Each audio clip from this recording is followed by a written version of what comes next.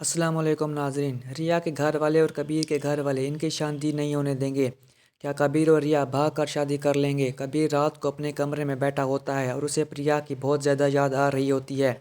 जल्दी से वो अपनी गाड़ी में बैठकर रिया के घर पहुंचता है। दीवार पलांग कर जल्दी से रिया के कमरे में दाखिल हो जाता है और कहता है, मुझे तुमसे एक अहम बात करनी है। मैं कल दरगाह गया था, वहाँ एक फ़कीर ने मुझसे कहा कि वाजिद रोज़ाना आसमां से मिलता है और वो दोनों इश्क में मुब्तला हैं।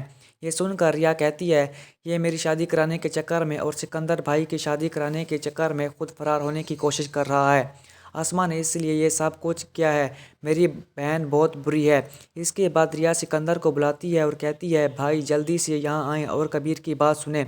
आसमां भी वहाँ आ जाती है और कबीर कहता है, आसमां दरगाह में वाजिद के साथ मिलती है और उसके साथ इश्क लड़ा रही है। ये सुनकर सिकंदर को बहुत गुस्सा आ जाता है और आसमां जल्दी से पिस्तौल उठाकर कबीर को गोली मार देती है। गोली के आवाज़ सुनते ही कबीर के दोस्त वहाँ पहुँच जाते हैं और उसे फ़ौरन अस्पताल ले जाते हैं।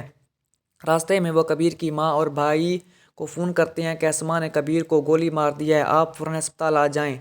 कबीर की माँ और उसका भाई फ़ौरन अस्पताल पहुंचते हैं। कुछ देर बाद डॉक्टर ऑपरेशन थिएटर से बाहर आता है और कहता है, कबीर खतरे से बाहर है, आप उससे मिल सकते हैं। कबीर की माँ और भाई फ़ौरन कबीर के कमरे में दाखिल होती हैं।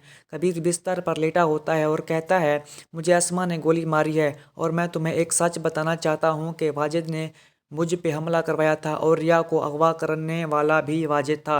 ये सुनते ही कबीर का भाई मुबीन थाने पहुंचता है और वाजिद और आसमां के खिलाफ रिपोर्ट दर्ज करवाता है और थानेदार से कहता है, ये दोनों बहुत बुरे लोग हैं, इन्होंने बहुत जुल्म किया है, फ़ौरन मेरे साथ चलें। पुलिस वाजिद के घर पर छापा मारती है और उसे गिरफ्तार कर लेती है। थाने में वाजिद को सख्त मार पड़ती है और वो आखिरकार अपना जुर्म कबूल कर लेता है। हाँ, मैंने रिया को अगवा किया था और कबीर पर हमला करवाया था। इसके बाद आसमां को भी गिरफ्तार कर लिया जाता है और बहुत रो रही होती है, ये मेरी गलती थी, अगर मैं ऐसा ना करती तो मैं सचमुच बच जाती है। इस पर रिया कहती है, ये तुम्हारे अमाल का नतीजा है, अब तुम्हें सारी ज़िंदगी जेल में गुजारना पड़ेगा। सिकंदर भी कहता है, वाजिद तुम मेरे दोस्त थे लेकिन तुमने मेरे साथ बहुत बुरा किया, तुमने मेरे पीठ पे छुरा घोंप दिया है। इसके बाद सिकंदर कहता है, रिया अब मैं तुम्हारी और कबीर की शादी खुद कराऊंगा। वो फ़ौरन कबीर की माँ के पास जाता है और कहता है, मैं रिया और कबीर की शादी करवाना चाहता हूँ क्योंकि आसमां की वजह से जो दुश्मनी थी उसे अब ख़त्म करना चाहता हूँ। कबीर की माँ कहती है, ठीक है, हम रिया और कबीर की शादी कर देंगे और निकाह अगले हफ्ते हो जाएगा। दोस्तों, अगर आपको मेरी वीडियो अच्छी लगे तो सब्सक्राइब कर दें।